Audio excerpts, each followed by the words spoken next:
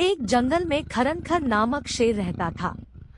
एक दिन वह शिकार की तलाश में बहुत दूर निकल गया।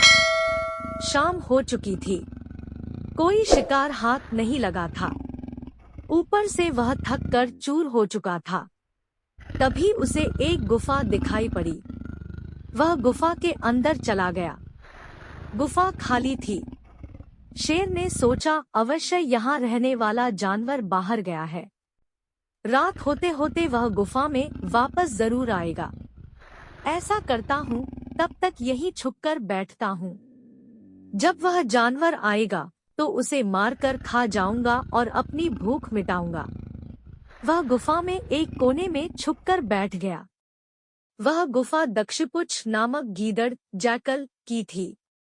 जब वह लौटकर आया और गुफा के पास पहुंचा, तो देखा कि शेर के पंजों के निशान उसकी गुफा के अंदर जा रहे हैं। लेकिन बाहर आते हुए पंजों के निशान उसे दिखाई नहीं पड़े। वह समझ गया कि उसकी गुफा में कोई शेर गया है।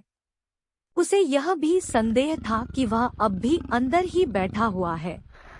पर यह पता लगाने की शेर गुफा में बैठा है या नहीं, उसे एक युक्ति निकाली। गुफा के द्वार पर खड़ा होकर वह तेज आवाज में बोला, मित्र, मैं वापस आ गया हूँ। तुमने कहा था कि मेरे वापस आने पर तुम मेरा स्वागत करोगे, लेकिन तुम तो चुप हो, क्या बात है? तुम कुछ बोल क्यों नहीं रहे हो?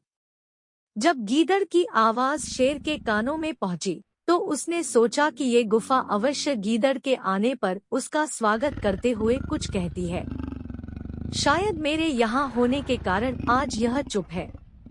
अगर गुफा कुछ न बोली तो कहीं गीदड़ को संदेह न हो जाए और वह वापस न चला जाए।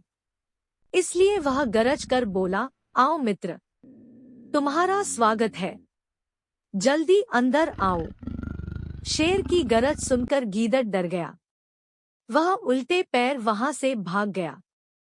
इधर शेर बहुत देर तक गीदड़ ने अंदर आने की प्रतीक्षा करता रहा, लेकिन सब व्यर्थ रहा।